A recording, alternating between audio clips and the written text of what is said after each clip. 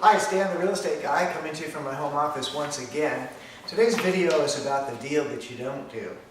You know, we've got this transaction area where you can get experience by going through my transactions, both the ones that I have going on right now and the past transactions that provide so many lessons.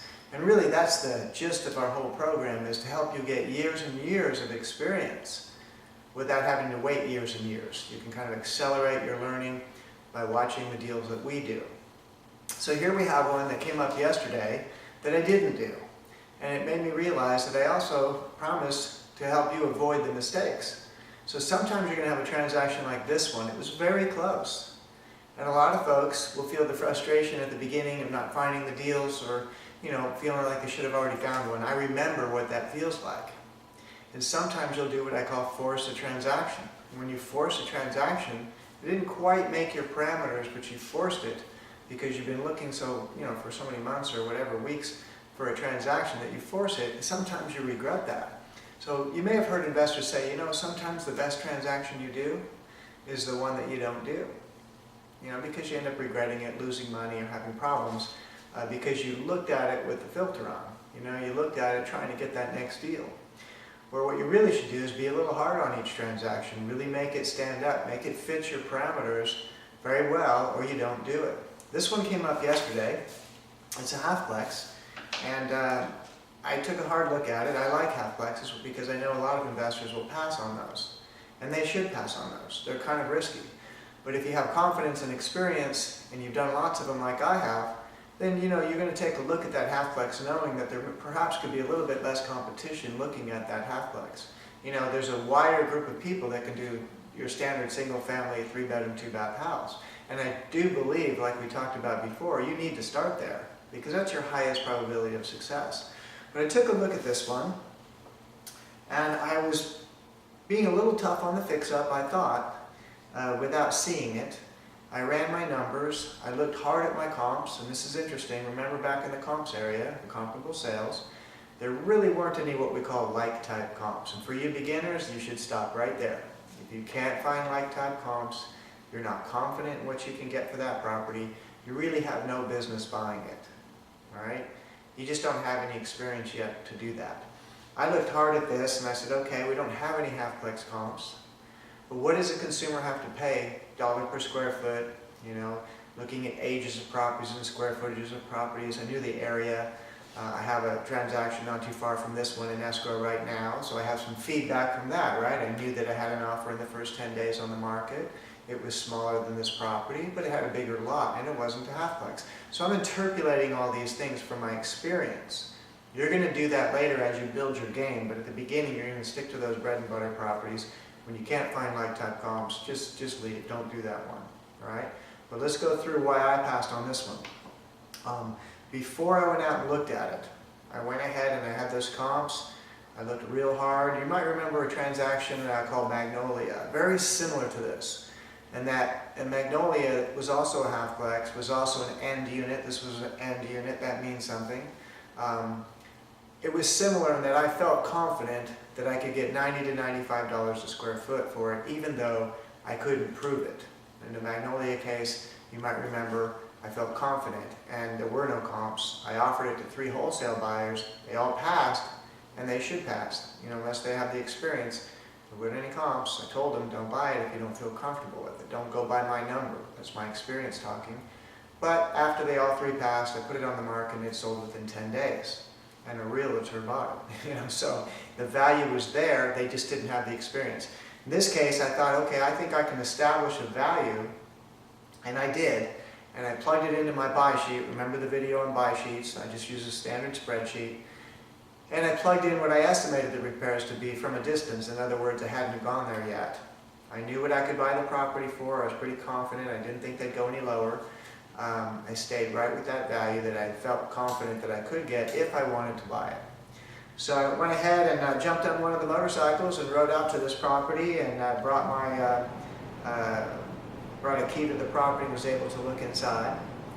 I took a few pictures and I went around and I made a budget. I just hand wrote it right on the back of the county record right here. And it just needed more than I thought. But as I went through it, I didn't think it looked that bad, but I just started adding things up. It needed carpet and paint. It had someone had damaged the walls. It's not so bad. Drywall repair, it's not too bad. You know, a few holes here and there are pretty inexpensive to get fixed. This one had quite a bit more than that. So I put a good size number on that. Right when I pulled up, you might remember from some of the other videos, when I first pull up, what am I looking at? I'm looking at two big ticket items. That is either landscaping or the roof. Right when I pulled up, I noticed that the roof was in good shape except for right towards the top. I could tell that there's a composition roof. There was going to be some work that needed to be done on this roof. Not replacing the roof, but there were some pieces missing, you know, some black paper showing underneath, and that's going to take a repair. So right away, you know, I knew I could plug in $500 to $750 that I wasn't expecting. Just providing a roof certification for a property like this would probably be between $250 and $330. If they have to do any repairs, then it's added on. So probably $750. I think I rounded it up, and that's a good point. I think I called it $1,000 on the roof here. Actually, I did. I called it $700. I called it $700. Wasn't a big spot, so I said, okay, $700 will take care of that. And you'll just learn these things from doing lots of transactions. You can also get together with your trades folks and get opinions before you even buy. All right, I just have enough experience that okay, $700, I'll get a 2-year roof certification, maybe even a 3-year roof certification. All right, then I saw the landscaping was pretty much dead. I was hoping for better, but I knew that I could probably get that front yard looking pretty good for $1,000 to $1,250. I was hoping the backyard wouldn't be too bad, but it ended up being all dead as well. I didn't worry too much about that. In today's market, a lot of bank-owned properties don't do the landscaping in the back. We covered that on the transaction called Trap Rock. Take a look at that one. So I was confident I could just dial in the front, take care of the roof. Then I open the door, go inside, I see the damaged walls. The rest of the property was not too bad, but things started adding up. So before I went out to see the property, I was using a fix-up number of about $9,000 just based on experience. After I got out there and made my list and came back and added it all up, it was $14,000. You know, so if the repairs end up being a little more than I expected, and the value, if I didn't get the top value, I kind of put a range on this one. I thought I could get somewhere between, say about 120 all the way to 129. So even if I used 124.9, which I did on my buy sheet here, I was looking at a decent return and a decent margin. I was looking at a margin of about 16%. That was with $9,000 in fix-up, and that dropped dramatically as soon as I made that $9,000 go to 14. And then I was looking at a good return on investment, ROI, of about 21, but again, that dropped as well. So what ended up happening is that the profit, not so much looking at it as ROI or a margin, wasn't terrible once I plugged in the new numbers. But I realized if I had to make one price reduction, let's say it was sitting on the market and it wasn't selling, you know, you can't get someone's attention by just dropping it a couple thousand. You sometimes have to drop it to the next price cutoff, and it might be as much as 10,000. So in this one, I took a hard look at it and I said, you know, if I have to drop that by 10,000, would it be acceptable? It would still be a profit, but it was going to be a very small profit and probably not worth doing. Probably I could be more patient. Remember, in this business, you have to have discipline to make sure it fits your formula, and you don't do it when it's outside the formula. And you have to have the patience. So discipline and patience are very important. Maybe next week I'll buy a better one. You know, hard to say. So think about that. Think about the term not forcing a transaction. Think about your formula, making sure you're making your minimum profit. You know, you want to make your minimum acceptable profit. You want to look at things and say, okay, what if it went bad? What could happen? Could you still make a profit even if things go bad? You know, I feel pretty good when a transaction, you know, some things happen, it comes up unexpected. You know, the buyer's home inspection turns up something we would have never found. You know, an example might be that the air conditioner, you know, when they were checking it out, I usually have those checked out, but let's say for some reason something breaks when they're doing their final walkthrough, they turn something on and it breaks and it costs a few $1,000 to fix. You know, when unexpected things happen, and let's say I had to reduce the price a couple of times, and I still made some money, and everybody got paid. Remember the win-win concept. where my workers are getting paid, the escrow company, everybody involved is getting paid, but there's still something left over for me. That's pretty good. I don't like it, but it's better than it being a red number, as I always say. If the number at the end of the transaction is black and not red, a loss, you're in pretty good shape.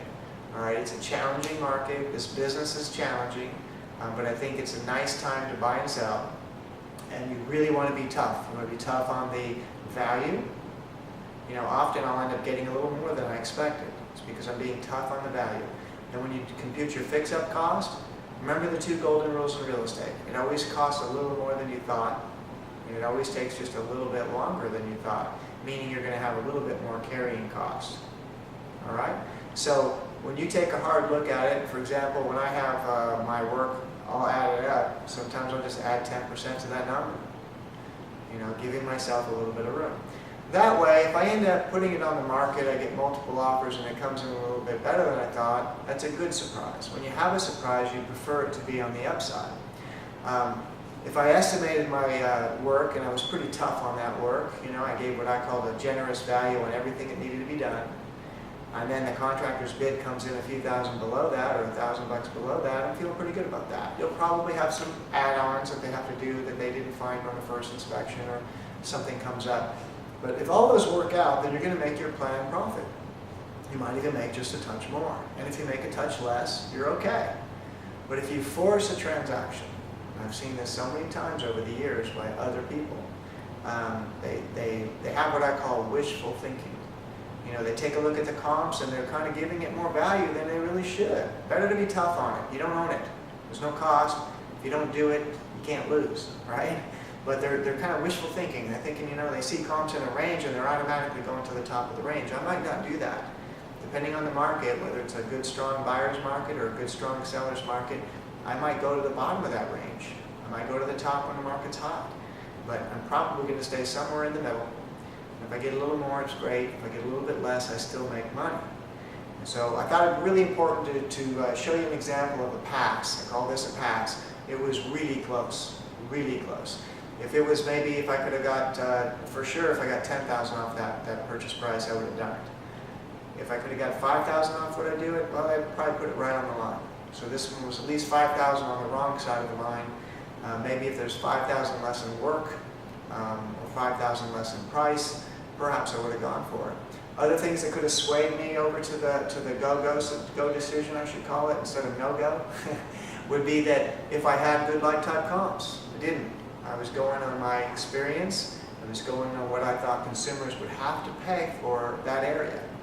And would they buy the halfplex over the single-family home if there weren't enough single families available? These are just things, supply and demand. So I was willing to take a chance up to that point until I saw that perhaps there's just too much work going on here for the price. So really look at your transactions very, very hard, especially that first one. I might have mentioned in other videos, I've always counseled folks on make sure that first one works for you. All right? Remember my first transaction, everything went wrong, but the way I set it up, I didn't get hurt. All right? Just didn't get hurt.